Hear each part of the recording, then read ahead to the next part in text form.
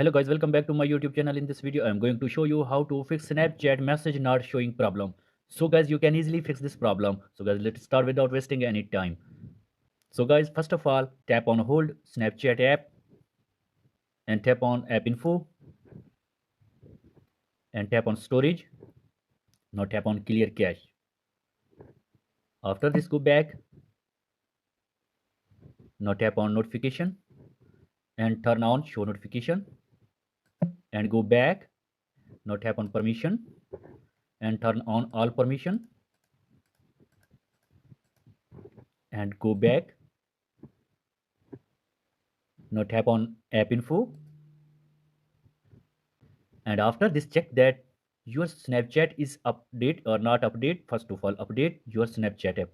After this problem still be not solved, then restart your device so your problem will be fixed.